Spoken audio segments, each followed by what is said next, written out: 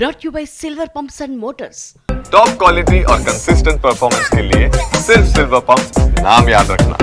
ఉన్నవి 5 ఎమ్మెల్సీ సీట్లు, అందులో ఒకటి ఇప్పటికే రిజర్వ్ అయిపోయింది. ఇక మిగిలింది 4. ఆ 4 సీట్లపై ఆశలు పెట్టుకున్న నేతలు మాత్రం పదుల సంఖ్యలోనే ఉన్నారు. మరి వారిలో జాక్ పాట్ తగిలే నేతలు ఎవరు? 4 సీట్లలో కమలం నేతలకు కోటా ఉంటుందా, లేక అన్ని సైకిల్ పార్టీకేనా? ఏపీలో గ్రాడ్యుయేట్ టీచర్ ఎమ్మెల్సీ స్థానాల ఎన్నికల సందడి ముగియక ముందే మరో 5 ఎమ్మెల్సీ స్థానాలకు ఎన్నికల నగారా మోగింది. 5 ఎమ్మెల్యే కోటా ఎమ్మెల్సీ స్థానాలకు నామినేషన్ల ప్రక్రియ ప్రారంభమైంది. అసెంబ్లీలో సంఖ్యాబలం లేని వైసీపీకి ఒక్క ఎమ్మెల్సీ స్థానం కూడా దక్కే అవకాశం లేదు. ఖాళీ అవుతున్న 5 స్థానాలు కూటమికే దక్కనున్నాయి. దీంతో ఈ సీట్లపై భారీగా ఆశలు పెట్టుకున్నారు కూటమి పార్టీల నేతలు. 5 ఎమ్మెల్సీ స్థానాల్లో డిప్యూటీ సీఎం పవన్ కళ్యాణ్ సోదరుడు నాగబాబుకు ఒక స్థానం పక్కా అని తెలుస్తోంది. నాగబాబుకు కేబినెట్ విస్తరణలో మంత్రి పదవి ఇస్తామని ఇప్పటికే చంద్రబాబు ప్రకటించారు.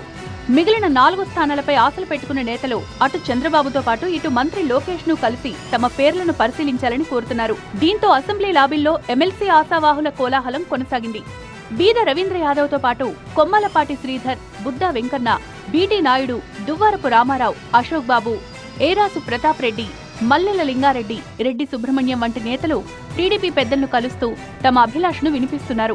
టీడీపీ కార్యాలయంలో పార్టీ ముఖ్య నేతలు, సీనియర్ లీడర్లతో సమావేశం నిర్వహించిన చంద్రబాబు నామినేటెడ్ పోస్టులతో పాటు ఎమ్మెల్యే కోటా ఎమ్మెల్సీ ఎన్నికలపై కూడా చర్చించారు. కూటమి పార్టీలైన జనసేన, బీజేపీలో కూడా ఎమ్మెల్సీ స్థానాలపై పలువురు నేతలు ఆశలు పెట్టుకున్నారు. మరోవైపు చంద్రబాబు ఢిల్లీ పర్యటనలో కూడా ఈ అంశంపై బీజేపీ పెద్దలతో చర్చించే అవకాశం ఉన్నట్టు తెలుస్తోంది.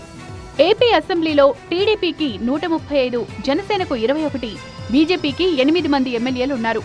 దీంతో కూటమికి దక్కబోయే ఈ 5 సీట్లను ఎలా పంచుకుంటారనేది ఆసక్తికరంగా మారింది.